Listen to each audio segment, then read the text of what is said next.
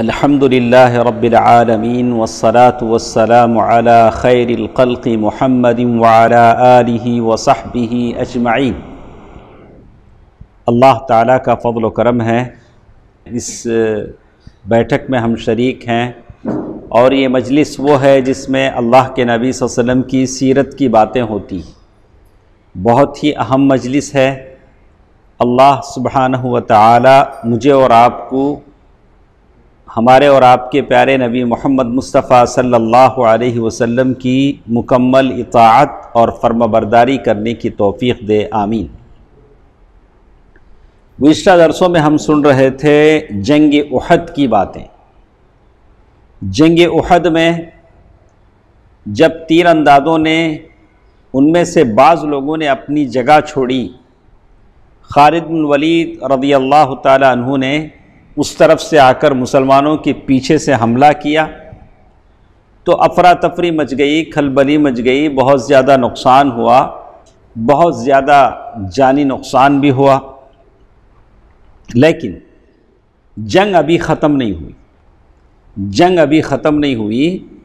مسلمان وہی عزم و استقلال کے پہاڑ بنے ہوئے ہیں، بڑی مستعدی کے ساتھ لڑ رہے ہیں، اور جنگ کے ختم ہونے سے پہلے دو واقعات ایسے ہوتے ہیں جو ہمیں بتاتے ہیں کہ مسلمانوں کے اندر کتنا جذبہ تھا، کتنا ولولہ انگیز ان کے جذبات تھے۔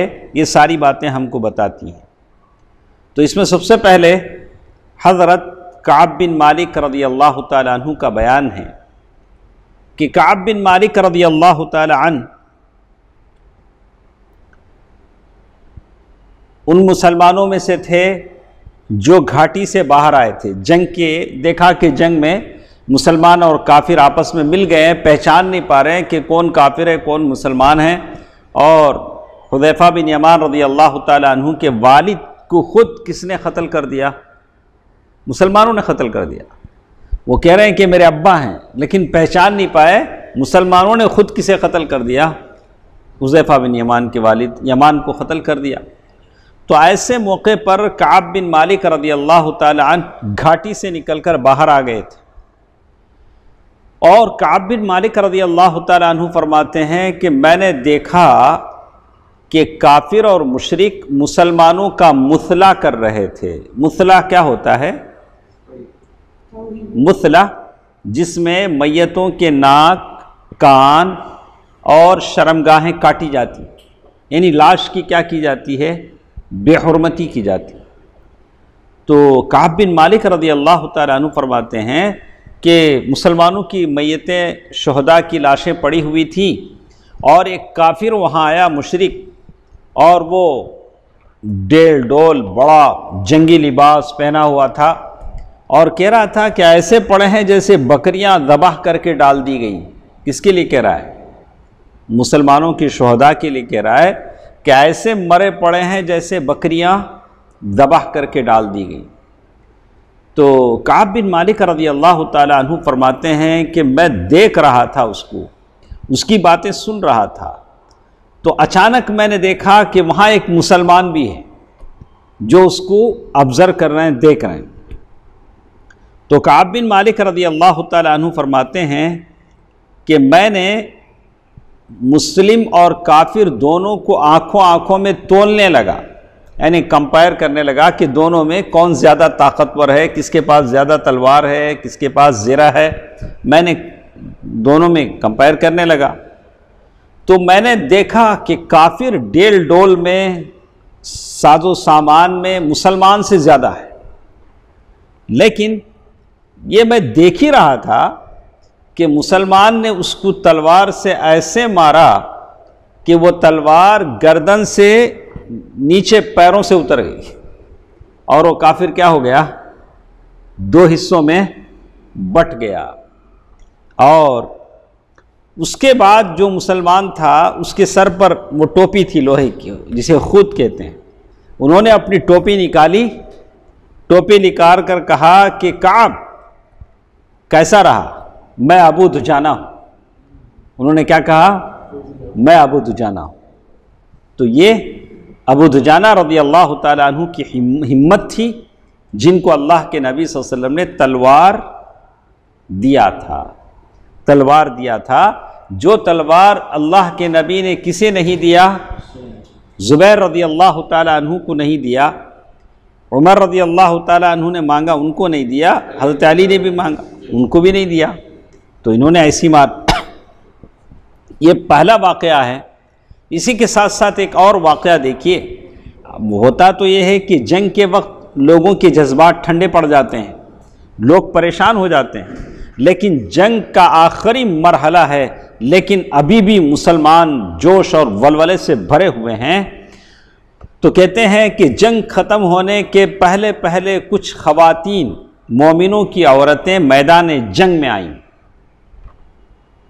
کافروں کی عورتیں تو تھے ہی، تو اس وقت کیا ہوا، مومنوں کی عورتیں آئیں اور یہ زخمیوں کو پانی پلا رہی تھی۔ تو انس رضی اللہ تعالیٰ عنہ کہتے ہیں کہ میں نے مومنات میں سے ام المؤمنین عائشہ رضی اللہ تعالیٰ عنہ کو دیکھا، ام سلیم رضی اللہ تعالیٰ عنہ کو دیکھا کہ یہ پنڈلی کی پازیب تک کپڑے چڑھائے پیٹھ پر پانی کا مشکیزہ لاد رہی تھی اور زخمیوں کے منہ میں پانی اڈیل رہی تھی۔ کون؟ عائشہ ام المؤمنین عائشہ رضی اللہ تعالی عنہ اور ام سلیم رضی اللہ تعالی عنہ، یعنی یہ زخمیوں کو کیا کر رہی تھی؟ پانی پلا رہی تھی۔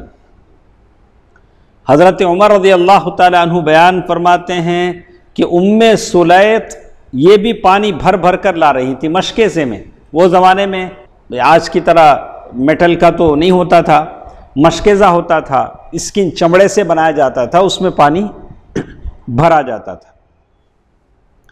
انہی عورتوں میں ایک تھی ام ایمن۔ ام ایمن رضی اللہ تعالی عنہ کس کی ماں ہے؟ نہیں معلوم؟ ام ایمن کس کی؟ ماشاءاللہ، ام ایمن کس کی ماں ہے؟ اسامہ بن زید کی ماں کون ہے؟ کہتے ہیں کہ ام ایمن بھی تھی اس جنگ میں۔ کیا تھی؟ ام ایمن بھی تھی۔ اب دیکھا ام ایمن رضی اللہ تعالی عنہا نے کہ مسلمان پریشان ہو کر میدان جنگ چھوڑ کر مدینے کی طرف بھاگنا چاہتے ہیں، مدینے کی طرف بھاگنا چاہتے ہیں۔ ام ایمن ہیں اسامہ بن زید رضی اللہ تعالی عنہ کی ماں، زید بن حارثہ کی بیوی، اللہ کے نبی صلی اللہ علیہ وسلم کو بچپن میں جنہوں نے گود لے کر بہلایا وہ ام ایمن رضی اللہ تعالی عنہ، لیکن وہ بھی جنگ میں ہے، جنگ کے میدان میں ہے۔ آپ اندازہ لگائیے کیا عمر رہی ہوگی، لیکن جنگ کے میدان میں ہیں۔ اور مسلمان جب ڈر کر جنگ کے میدان سے بھاگ رہے ہیں تو ام ایمن رضی اللہ تعالی عنہ ان کے چہرے پر مٹی ڈال رہی ہیں۔ کس کے چہرے پر؟ مسلمانوں کے چہروں پر، کہ میدان جنگ چھوڑ کر کہاں بھاگ رہے ہو۔ اور اتنا ہی نہیں کیا، اور کہنے لگی ایسا کرو یہ سوت کاٹنے کا تکلا لو اور ہمیں تلوار دے دو۔ وہ زمانے میں عرب کی عورتیں سوت جیسے وہ یہ بناتی نا دھاگا، وہ بناتی تھیں۔ اس کو سیدھا سیدھا ہم سمجھیں گے ہماری بنگڑی لے لو اور تلوار دے دو۔ ام ایمن رضی اللہ تعالیٰ عنہ نے کیا کہا؟ ہماری چوڑیاں لے لو اور کیا دے دو؟ تلوار دے دو۔ احساس دلایا، ہمت دلائی۔ اس کے بعد تیزی سے میدان جنگ پہنچی، زخمیوں کو پانی پلانے لگی۔ لیکن مشرکین میں سے ایک تھا حبان بن عرقہ، حبان بن عرقہ، اس نے تیر چلایا کس پر؟ ام ایمن رضی اللہ تعالی عنہ پر۔ بہت عمر ہے، بہت عمر ہے، اللہ کے نبی صلی اللہ علیہ وسلم کو انہوں نے گود لیا ہے تو بڑی عمر ہے۔ اسامہ بن زید جوان ہیں، ان کے بیٹے ہیں۔ تو ام ایمن رضی اللہ تعالی عنہ تیر کھا کر نیچے گر پڑی، لیکن گرتے ہوئے تھوڑا ان کا کپڑا کیا ہو گیا؟ ہٹ گیا، جس کی وجہ سے تھوڑا سطر کھل گیا۔ کافر ہنسنے لگا، جس نے تیر مارا اس نے کیا کیا؟ ہنسنے لگا۔ اب ویسے یہ اللہ کے نبی صلی اللہ علیہ وسلم کی کیا ہوتی تھی؟ دایا ہوتی تھی، مطلب جس نے گود لیا۔ اللہ کے نبی صلی اللہ علیہ وسلم کے دل پر یہ بات گراں گزری، اللہ کے نبی صلی اللہ علیہ وسلم کو کیا ہوا؟ دل پر یہ بات کیا ہوئی؟ گراں گزری۔ اور وہیں سعد بن ابی وقاص رضی اللہ تعالی عنہ بھی تھے۔ اللہ کے نبی صلی اللہ علیہ وسلم نے سعد بن ابی وقاص رضی اللہ تعالی عنہ کو ایک تیر دیا، لیکن وہ تیر ایسا تھا جس میں نوک نہیں تھا، شارپ نہیں تھی۔ وہ تیر اللہ کے نبی صلی اللہ علیہ وسلم نے دیا، بولا کہ یہ تیر اس پہ چلاؤ۔ کس پر؟ حبان بن عرقہ، اس پر۔ تو انہوں نے چلایا تو سیدھے تیر جا کر اس کے حلق پر لگا، حلق پر لگا اور وہ چت گر گیا، اس کا پردہ کھل گیا۔ کس کا؟ جس نے تیر چلایا تھا، اللہ کا کرنا ایسا ہوا تو اس کا کپڑا کھل گیا۔ اب ہنسنے کی باری کس کی تھی؟ رسول اللہ صلی اللہ علیہ وسلم۔ پہلے اس نے ہنسا تھا، کیوں سنا بھائی؟ اسلام ماشاء اللہ، پہلے اس نے ہنسا تھا، اب اللہ کے نبی صلی اللہ علیہ وسلم ہنسے۔ جس خاتون نے اللہ کے نبی صلی اللہ علیہ وسلم کو گود لیا، میدان جنگ میں وہ نیچے گرتی ہیں، ان کا ستر کھل جاتا ہے تو تیر چلانے والا ہنستا ہے۔ تو اللہ کے نبی صلی اللہ علیہ وسلم نے ایسے ہی کیا کہ سعد بن ابی وقاص سے کہا کہ تم تیر چلاؤ۔ اب ان کے تیر سے اس کے حلق میں لگا، وہ نیچے گرا، اس کا کپڑا کھل گیا، تو اب ہنسنے کی باری کس کی تھی؟ اللہ کے نبی کی۔ اللہ کے نبی صلی اللہ علیہ وسلم اتنا ہنسے، جڑ کے دانت دکھائی دینے لگے، یعنی مسوڑے کا آخری حصہ، یعنی بالکل کھل کر اللہ کے نبی صلی اللہ علیہ وسلم کیا ہو گئے؟ ہنسنے لگے۔ اتنا ہی نہیں، یہ بھی فرمایا کہ سعد رضی اللہ تعالی عنہ نے ام ایمن کا بدلہ لے لیا۔ یہ کہاں ہو رہا ہے؟ جنگ کے میدان میں، جہاں لاشیں گر رہے ہیں، جہاں لوگ قتل ہو رہے ہیں، آہ آہ کی آواز آ رہی ہے، لیکن اللہ کے نبی صلی اللہ علیہ وسلم ہر ایک بات کا خیال رکھ رہے ہیں۔ یہ دو واقعات تھے جو جنگ کے آخری مرحلے میں ہم نے آپ سے کہا، اور اسی کے ساتھ ساتھ اللہ کے نبی صلی اللہ علیہ وسلم اپنے ساتھیوں کو لے کر پیچھے آ گئے گھاٹی کی طرف، مسلمانوں کو لے کر آ گئے۔ تو حضرت علی رضی اللہ تعالی عنہ اپنی جو ڈھال میں کیا ہوا، ایک چھوٹا سا وہاں یہ تھا، پونڈ بولیں کچھ بھی بولیں، اس میں پانی بھر کر لائے، اس میں پانی بھر کر لائے۔ احد کا ایک چشمہ تھا، پانی کا ایک یہ تھا، وہاں سے پانی بھر کر لائے۔ اللہ کے نبی صلی اللہ علیہ وسلم کی خدمت میں وہ پانی پیش کیا۔ اللہ کے نبی صلی اللہ علیہ وسلم نے اس میں دیکھا کہ ایک بو ہے، پانی میں کیا ہے؟ ایک بو محسوس ہوئی۔ اللہ کے نبی صلی اللہ علیہ وسلم اسے پیا تو نہیں اس پانی کو، البتہ اس سے چہرے کا خون دھویا اور سر پر وہ پانی ڈال لیا۔ کس نے؟ اللہ کے نبی صلی اللہ علیہ وسلم نے۔ اس حالت میں اللہ کے نبی صلی اللہ علیہ وسلم فرما رہے تھے، اس شخص پر اللہ کا سخت غصہ ہو جس نے نبی کے چہرے کو خون آلود کیا۔ اللہ کے نبی صلی اللہ علیہ وسلم کا سارا چہرہ خون یہ ہو رہا تھا، اسی لیے حضرت سہل رضی اللہ تعالی عنہ فرماتے ہیں، میں اچھی طرح جانتا ہوں کہ اللہ کے نبی صلی اللہ علیہ وسلم کے زخم کس نے دھوئے، پانی کس نے بہایا، علاج کس سے کیا گیا۔ تو سہل رضی اللہ تعالی عنہ فرماتے ہیں کہ فاطمۃ الزہرا رضی اللہ تعالی عنہا نے آپ کا زخم دھویا۔ کون کس کا زخم دھو رہی ہے؟ بیٹی باپ کا زخم دھو رہی ہے۔ دیکھیے کیا حضرت فاطمہ رضی اللہ تعالی عنہا یہ ایک داعیہ تھی، یہ اسلام کی سربلندی اور اشاعت میں اول صف کی وہ خادم تھیں۔ جب خانہ کعبہ میں، کعبہ مقدسہ میں جب اونٹ کی اوجھڑی ڈالی گئی تو کس کو دور کیا؟ حضرت فاطمہ نے دور کیا۔ احد کے میدان میں جب چہرہ زخمی کیا گیا تو زخم اور سر کس نے دھوئے؟ علاج کس نے کیا؟ فاطمہ زہرا رضی اللہ تعالی عنہا نے کیا۔ تو کہتے ہیں حضرت علی رضی اللہ تعالی عنہ ڈھال سے پانی بہا رہے تھے، جب حضرت فاطمہ نے دیکھا کہ جیسے جیسے پانی ڈال رہے ہیں خون بڑھ رہا ہے، خون کم نہیں ہو رہا ہے، خون اور بہہ رہا ہے، تو انہوں نے حصیر کا ایک ٹکڑا جلایا اور اسے جلا کر زخم کی جگہ چپکا دیا اور خون کا بہاؤ کیا ہو گیا؟ رک گیا۔ وہ زمانے میں وہی علاج تھا، ہاں، وہ لائٹوں والی گاڑی تو نہیں آتی تھی اور کوئی دوا دارو تو نہیں تھا، بس جو بھی تھا وہ زمانے کے حساب سے وہی تھا، اور اللہ کا سب سے بڑا کرم تھا۔ حضرت محمد بن مسلمہ رضی اللہ تعالی عنہ دیکھا کہ اللہ کے نبی صلی اللہ علیہ وسلم وہ پانی نہیں پیے ہیں، تو کہیں سے میٹھا میٹھا پانی، خوش ذائقہ پانی لائے۔ اللہ کے نبی صلی اللہ علیہ وسلم نے وہ پانی پیا اور دعائے خیر دی۔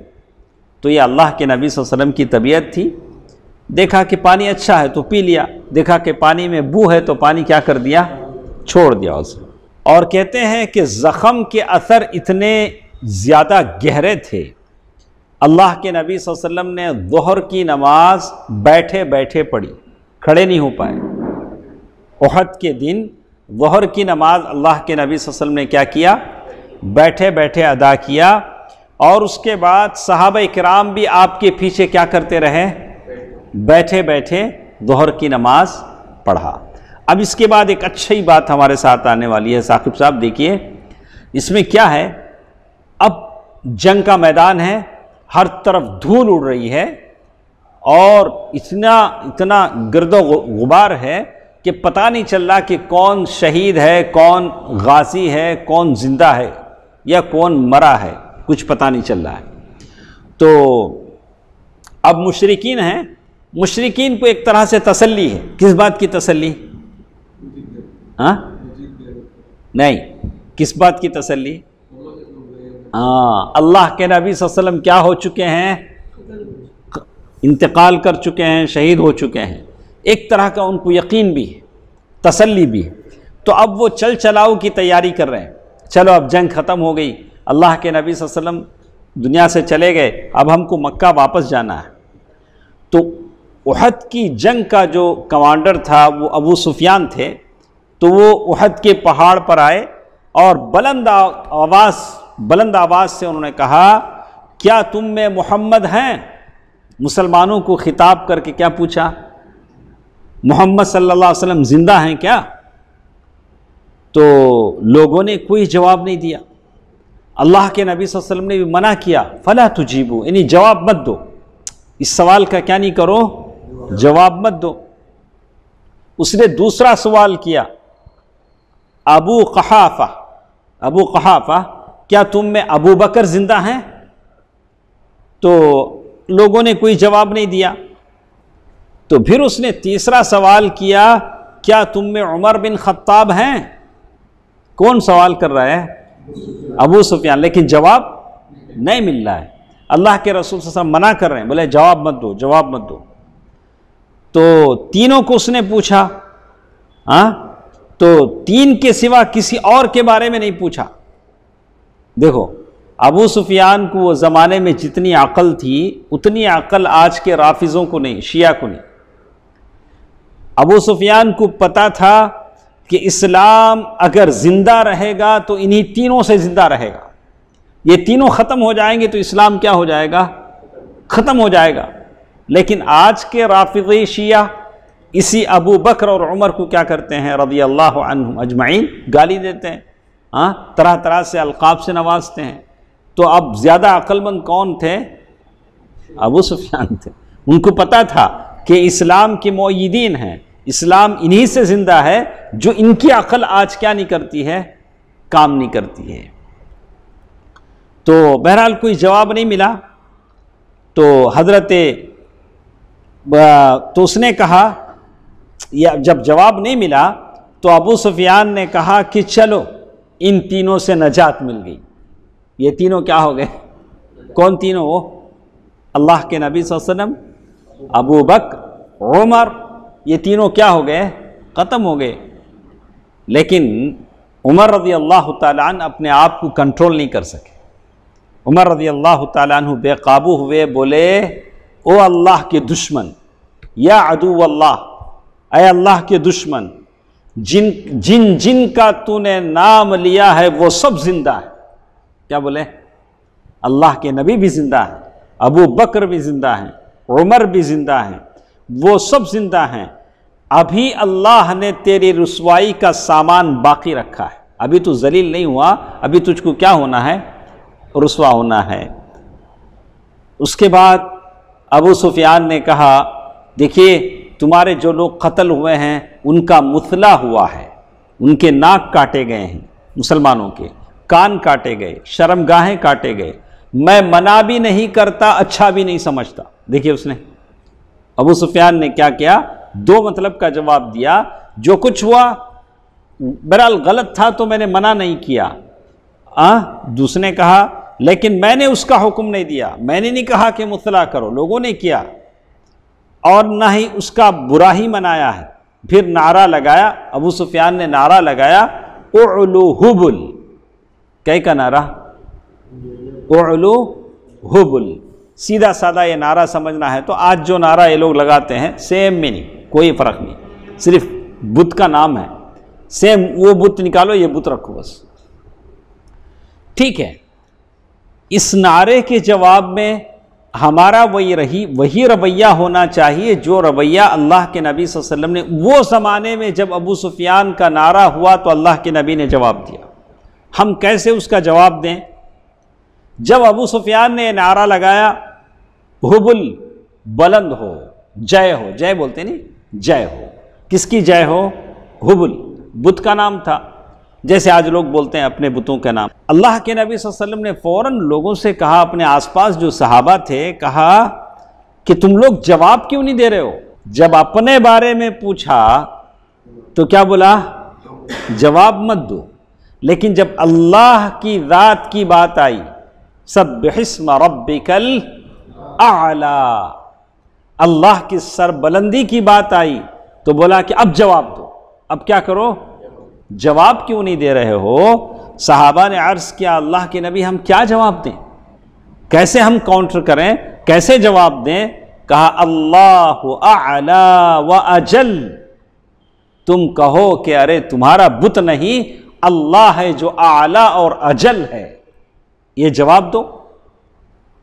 تو اللہ اعلی ہے اور برتر ہے۔ پھر ابو سفیان نے سن کر کہا لنا عزا ولا عزا لکم، ہمارے پاس ایک بت ہے نا عزا، تمہارے پاس نہیں ہے نا۔ عزا لیڈی بت تھی، کہا کہ ہمارے پاس عزا ہے، تمہارے پاس کیا نہیں ہے؟ عزا نہیں ہے۔ تو نبی صلی اللہ علیہ وسلم نے سن کر فرمایا کہ ارے بھائی جواب دو نا۔ تو اچھی طرح یاد رکھیے، جب بھی اللہ کی ذات پر، اللہ کی تقدس پر بات آتی ہے تو ہمارا جواب دینا ضروری ہے، ورنہ ہمارے منہ میں یہ زبان بیکار ہے۔ بھلے آپ کیسے بھی دیں، انگلش میں لکھیں، کمنٹ کریں، یا جو بھی آپ لکھ سکتے ہیں لکھیں، اللہ تعالیٰ کی برتری اور تقدس کو پامال ہونے ہرگز نہ دیں۔ اللہ کے نبی صلی اللہ علیہ وسلم نے سیرت کا یہ سبق دیا اور کہا، صحابہ اکرام سے پوچھا کہ ہم کیا جواب دیں؟ صحابہ اکرام نے، اس نے کیا کہا تھا ابو سفیان نے؟ شعیب صاحب، ابو سفیان نے کیا کہا تھا؟ حبل ہو گیا، حبل وہ تو لنا عزا ولا عزا لکم، ہمارے پاس عزا ہے، تمہارے پاس کیا نہیں ہے؟ عزا نہیں ہے۔ تو اللہ کے نبی صلی اللہ علیہ وسلم نے اس کا جواب دینے کو کہا تو جواب دیا گیا، اللہ مولانا ولا مولا لکم، اللہ ہمارا مولانا ہے اور تمہارے لیے کوئی ایسا ولی اور سازگار نہیں۔ اب سمجھ میں آئی بات؟ اسی لیے ہم لوگ مولانا لفظ کیا کرتے ہیں، تھوڑا اوائڈ کرتے ہیں، زیادہ استعمال نہیں کرتے۔ بول لے تو بھی یا مولوی بول لیتے ہیں یا تو شیخ بولتے ہیں اپنے علماء کے لیے۔ اس لفظ کو ہم لوگ کیا کرتے ہیں تھوڑا، اللہ کے نبی صلی اللہ علیہ وسلم نے یہ لفظ کس کے لیے استعمال کیا ہے؟ اللہ کے لیے۔ اب سمجھ میں آئے ثنا بھائی؟ مولانا کا جو لفظ ہے کیوں ہم لوگ اس سے تھوڑا ہی کرتے ہیں؟ مولوی بولیں گے، یہاں مدراس میں زیادہ کیا لفظ چلتا ہے؟ مولوی صاحب، کیا مولوی صاحب ایسا بولے، کیا مولوی صاحب ایسا کہ، تو مولوی صاحب ہم لوگ بولتے، وہ ایک اچھا لفظ ہے، بڑے بڑے علماء کے لیے مولوی استعمال ہوتا ہے۔ اب جاتے چلتے زمانے کے ساتھ جب مدنی علماء زیادہ ہوئے، مدنی علماء پڑھ کر آئے تو شیخ کا لفظ استعمال ہونے لگا۔ حالانکہ شیخ بہت بڑا مقام ہے، شیخ کا لفظ اب کچھ لوگ یہاں تک بڑھ جاتے ہیں شیخ سے بڑھ کر فضیلت الشیخ، بلا وہاں تک جانے کی ضرورت نہیں، وہ بہت بڑی بات ہے۔ شیخ ٹھیک ہے، شیخ کیا ہے؟ ٹھیک ہے، نادان ہے، آپ دوسرے سے ہمارے دوسرے صوبوں میں چلے جائیں، ہر کسی کو لگائیں گے فضیلت الشیخ، فضیلت الشیخ، جیسے مفت میں ملتا ہے، جس کو چاہا لگایا فضیلت الشیخ۔ نہیں، القاب بس ایک یہ ہوتے ہیں جو ہے آپ کہہ دیں، جیسے جتنا کہہ سکتے ہیں، مولوی بہت اچھا لفظ ہے، نہیں آپ اور زیادہ کہتے شیخ، بس شیخ کیا ہے؟ اچھا ہے بس۔ کہا پھر ابو سفیان نے نعرہ لگایا، کیا کہا اس نے؟ اللہ مولانا ولا مولا لکم، اللہ ہمارا مولا ہے اور تمہارا کوئی مولا نہیں ہے۔ اس کے بعد ابو سفیان نے کہا کہ واہ، آج کتنا اچھا کارنامہ رہا۔ ابو سفیان کی باتیں دیکھی فخر میں، آج کا دن جنگ بدر کا دن کا بدلہ ہے۔ الحرب، جنگ ایک ڈول کی طرح ہے، ڈول میں کبھی پانی آتا کبھی ڈول خالی ہو جاتا۔ اس نے حضرت عمر رضی اللہ تعالی عنہ نے سن کر جواب دیا کہ تم غلط کہتے ہو، تم غلط کہتے ہو، تمہارے وہ جنگ بدر کا حساب اس جنگ سے ہرگز نہیں ہو سکتا۔ کہا کیوں؟ اس لیے کہ ہمارے مقتولین جنت میں ہیں، تمہارے قتل کیے ہوئے لوگ جہنم میں ہیں۔ پھر برابر سرابر کیسے ہو سکتا ہے؟ نہیں ہو سکتا۔ اس کے بعد ابو سفیان نے کہا، اب ابھی بھی ڈاؤٹ کسے ہے؟ ابو سفیان۔ ابو سفیان نے عمر رضی اللہ تعالیٰ عنہ سے کہا کہ عمر میرے قریب آؤ۔ کسے بلا رہا ہے؟ عمر رضی اللہ تعالیٰ عنہ۔ رسول اللہ صلی اللہ علیہ وسلم، دیکھیے رسول اللہ صلی اللہ علیہ وسلم نے یہ نہیں کہا کہ پتہ نہیں کیا کرے گا، قتل کر دے گا، تلوار لے کے مار دے گا، ابھی تو جنگ کا موقع ہے۔ اللہ کے نبی صلی اللہ علیہ وسلم نے فرمایا کہ جاؤ۔ جب بلا رہا ہے ابو سفیان نے بعد میں اسلام قبول کیا، ان کا اسلام اچھا ہوا، کہا کہ جب بلا رہے ہیں تو جاؤ، دیکھو کیا کہتا ہے، ابو سفیان کیا کہنا چاہتے ہیں۔ تو ابو سفیان نے کہا کہ میں خدا کا واسطہ دے کر پوچھتا ہوں، بتاؤ کیا ہم نے محمد کو قتل کر دیا ہے؟ ابھی بھی ان کو کیا ہے؟ اتنا سارا کنورزیشن ہونے کے بعد، اتنی ساری گفتگو ہونے کے باوجود بھی ان کے دل میں کیا کھٹک رہا ہے کہ محمد صلی اللہ علیہ وسلم کیا ہو گئے ہیں؟ دنیا سے چلے گئے۔ انہوں نے کہا کہ اللہ کا واسطہ دے کر کہتا ہوں، بتاؤ کیا ہم نے محمد صلی اللہ علیہ وسلم کو قتل کر دیا ہے؟ عمر رضی اللہ تعالیٰ عنہ نے فرمایا، اللہ کی قسم نہیں۔ کیا بولے؟ نیور، ایسا نہیں ہو سکتا، نہیں ہوا، بلکہ اس وقت وہ تمہاری باتیں سن رہے ہیں۔ میں اور آپ جو بات کر رہے ہیں، یہ بات کون سن رہے ہیں؟ اللہ کے نبی صلی اللہ علیہ وسلم سن رہے ہیں۔ ابو سفیان نے کہا، تم میرے نزدیک ابن قمعہ سے زیادہ سچے اور راست باز ہو، تم نے صحیح بات کہی، تم نے صحیح بات کہی۔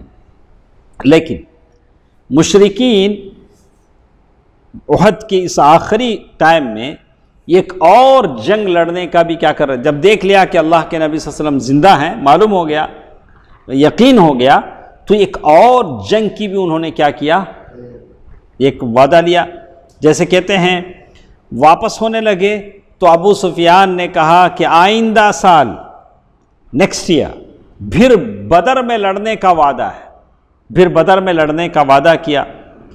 رسول اللہ صلی اللہ علیہ وسلم نے بھی کہا کہ ٹھیک ہے۔ ایک صحابی سے کہا، فرمایا کہہ دو ٹھیک ہے، یہ بات ہمارے اور تمہارے درمیان طے رہی۔ یہ بات کیا ہے؟ چلو لڑتے ہیں، آئندہ سال دیکھیں گے۔ اللہ کے نبی صلی اللہ علیہ وسلم نے بھی ان سے کیا کر دیا؟ معاہدہ کر لیا۔ لیکن اب بات ہے کہ اب مشرکین نیکسٹ کیا کریں گے؟ واپس مکہ جائیں گے یا مدینہ، یا مدینے میں آئیں گے؟ اب سوال یہ ہے کہ مشرکین کا اب جو نیکسٹ سٹیپ ہے، اگلا قدم ہے، اس کی تحقیق کون کرے؟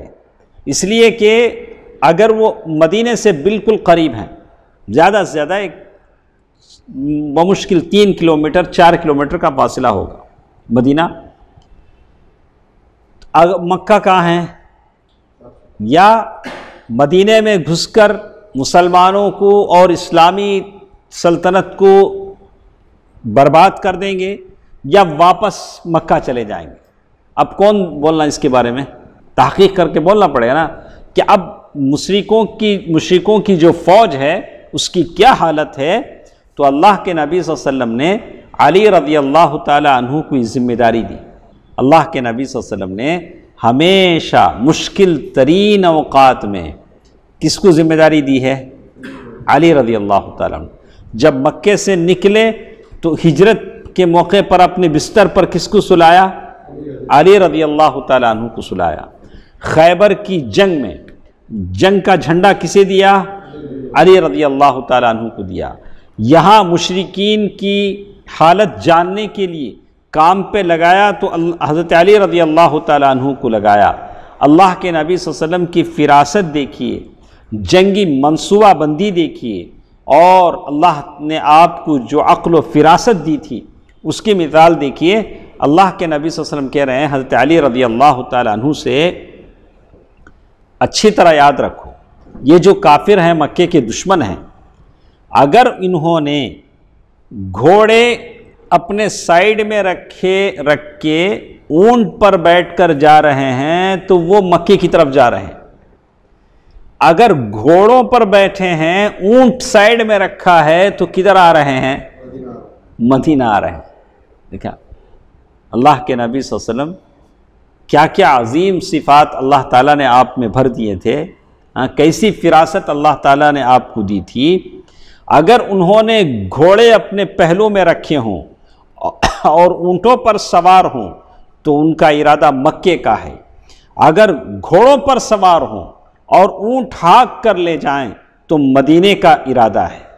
دیکھیں پھر فرمایا اس ذات کی قسم جس کے ہاتھ میں میری جان ہے، اگر انہوں نے مدینے کا ارادہ کیا تو میں مدینہ جا کر ان سے دو دو ہاتھ کر لوں گا۔ کیا مطلب؟ کیا کر لوں گا؟ ان سے ہم کیا کر لیں گے؟ دو دو ہاتھ کر لیں گے، مطلب مقابلہ کر لیں گے۔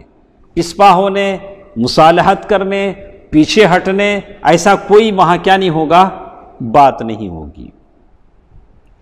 حضرت علی رضی اللہ تعالیٰ عنہ کا بیان ہے کہ اس کے بعد میں ان کے پیچھے نکلا تو دیکھا کہ انہوں نے گھوڑے پہلو میں رکھے ہیں، اونٹوں پر سوار ہیں اور مکے کا رخ کیا۔ سارے کدھر چلے گئے؟ مکے چلے گئے۔ احد کی جنگ میں جو آئے ہیں وہ اب واپس کہاں چلے گئے ہیں؟ مکہ چلے گئے ہیں۔ اب بات کرتے ہیں شہیدوں کی۔ کیا اکرم صاحب؟ اب بات کرتے ہیں کس کی؟ شہیدوں کی۔ شہید، زخمی، مسلمانوں میں جو شہید ہوئے، اللہ کے نبی صلی اللہ علیہ وسلم نے اب شہیدوں کو کھوج لگانا شروع کیا، تلاش کرنا شروع کیا۔ زید بن ثابت رضی اللہ تعالیٰ عنہ کا بیان ہے، اللہ کے نبی صلی اللہ علیہ وسلم نے ان سے کہا کہ دیکھو سعد بن الربیع کو تلاش کرو، سعد بن الربیع ان کو تلاش کرو کہ کہاں ہیں۔ اگر وہ دکھائی پڑ جائیں تو انہیں میرا سلام کہنا اور دریافت کہنا کہ اللہ کے نبی صلی اللہ علیہ وسلم دریافت کر رہے ہیں کہ تم اپنے آپ کو کیسا پا رہے ہو۔ زید بن ثابت رضی اللہ تعالیٰ عنہ کہتے ہیں کہ میں جنگ کے میدان میں جہاں مقتولین زخمی پڑے ہوئے تھے ڈھونڈتا گیا کہ سعد بن الربیع کو تلاش کروں۔ کس نے کہلا بھیجا ہے؟ اللہ کے نبی نے کہلا بھیجا ہے، ڈھونڈنا ہے۔ سعد بن الربیع کو تلاش کروں تو لگاتے لگاتے میں تلاش کرتے کرتے ان کے پاس پہنچا، دیکھا کہ وہ اپنی آخری سانسیں لے رہے ہیں۔ کون؟ سعد بن الربیع۔ ان کے جسم پر تیر، تلوار، نیزے کے 70 سے زائد زخم آئے تھے۔ میں نے کہا کہ سعد، اے سعد، اللہ کے رسول آپ کو سلام کہتے ہیں۔ کس کا سلام؟ نبی رحمت کا سلام ہے، اور دریافت کر رہے ہیں کہ تم اپنے آپ کو کیسا پا رہے ہو۔ انہوں نے کہا کہ رسول اللہ صلی اللہ علیہ وسلم کو سلام، آپ سے عرض کرو یا رسول اللہ جنت کی خوشبو پا رہا ہوں۔ سعد نے کیا کہا؟ جنت کی خوشبو پا رہا ہوں۔ اور میری قوم انصار سے کہو کہ اگر تم میں سے ایک کی بھی آنکھ کھل رہی ہو، آنکھ پلک جھپک رہے ہوں اور زندہ ہوں، اور اللہ کے نبی صلی اللہ علیہ وسلم کو کوئی تکلیف پہنچ جائے تو اللہ کے پاس تمہارا کوئی عذر باقی نہیں رہے گا۔ یعنی اپنی پوری قوم کو کہا کہ اپنی جانیں لٹا دو لیکن کس کی حفاظت کرو؟ اللہ کے نبی صلی اللہ علیہ وسلم کی حفاظت کرو۔ یہ کہتے کہتے ان کی روح نکل گئی۔ یہ تھے سعد بن ربیع۔ اور اسی طرح ایک اور آدمی تھے اسیرم، ان کا نام کیا تھا؟ اسیرم، جن کا نام تھا عمرو بن ثابت۔ ان میں تھوڑی سی سانس باقی تھی۔ اس سے پہلے ان کو اسلام کی دعوت دی جاتی تھی، وہ قبول نہیں کرتے تھے، تو اس لیے لوگوں نے حیرت سے کہا کہ یہ اسیرم کیسے آیا؟ اس سے پہلے لوگ اسلام کے بارے میں بولتے تھے، وہ مسلمان نہیں ہوتے تھے، لیکن جب جنگ کے وقت دیکھے تو جو لوگ شہید ہو رہے ہیں ان میں اسیرم بھی ہیں۔ لوگ تعجب کر رہے ہیں کہ یہ عمرو بن ثابت اسیرم یہاں کیسے پہنچے؟ تو یہ تو دین کا انکاری تھا، دین کو مانتا نہیں تھا۔ تو اسیرم سے پوچھا لوگوں نے کہ تم یہاں کیسے آئے؟ تو انہوں نے کہا قوم کی کیسے آنے کا مطلب یہ تھا قوم کی سپورٹ میں آئے، یہ اسلام کے حفاظت میں آئے۔ دو طرح کی باتیں ہوتی نا، کچھ لوگ اسلام کی حمایت اور سپورٹ میں لڑتے ہیں، وہ اس لیے لڑتے ہیں کہ میں اس قوم کا ہوں اس لیے میں اس قوم کے دفاع کرتا ہوں۔ انہوں نے کہا کہ اسلام کی رغبت میں آیا ہوں، میں اللہ اور اس کے رسول پر ایمان لایا اور اللہ اور اس کے رسول کی طرف سے جنگ کی حمایت میں شریک ہوا، یہاں تک کہ میں اس حالت سے دوچار ہوا ہوں۔ اور یہ کہتے کہتے اسیرم کا بھی انتقال ہو گیا۔ اللہ کے نبی صلی اللہ علیہ وسلم نے فرمایا کہ اسیرم جنتیوں میں سے ہیں۔ عمرو بن ثابت کس میں سے ہیں؟ جنتیوں میں سے ہیں۔ ابو ہریرہ رضی اللہ تعالیٰ عنہ فرماتے ہیں حالانکہ انہوں نے اللہ کے لیے ایک وقت کی نماز بھی نہیں پڑھی۔ دیکھا رفیع ہوئے، ایک وقت کی نماز بھی نہیں پڑھا انہوں نے، پھر بھی زبان رسالت کہہ رہی کہ وہ کیا ہیں؟ جنتی ہیں۔ مطلب اتنا ٹائم ہی نہیں ملا ان کو نماز پڑھنے کا، اس وقت ٹائم ہی نہیں ملا، لیکن وہ جنتی ہیں، اس لیے کہ اسلام لانے کے بعد ابھی کسی نماز کا وقت ہی نہیں آیا کہ وہ شہید ہو گئے۔ وہ اسلام لائے، لڑتے رہے، نماز کی کوئی اذان یا وقت ہی نہیں آیا کہ ان کو اللہ تعالیٰ نے کیا دے دیا؟ شہادت دے دی۔ انہی زخمیوں میں ایک تھا قزمان، اس کا نام کیا تھا؟ قزمان، اور اس نے اکیلے نے 7-8 مشرکین کو تحقیق کیا، قتل کیا، اور وہ جب ملا تو زخموں سے چور تھا۔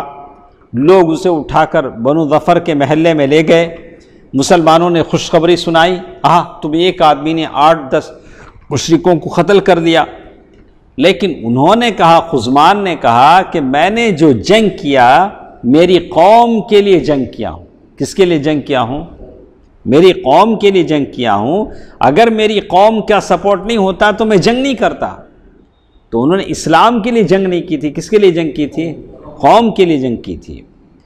اس کے بعد زخم اتنی شدت سے درد ہوئے کہ وہ برداشت نہیں کر سکے، اپنے آپ میں انہوں نے سوسائڈ کر لیا۔ کس نے؟ قزمان نے۔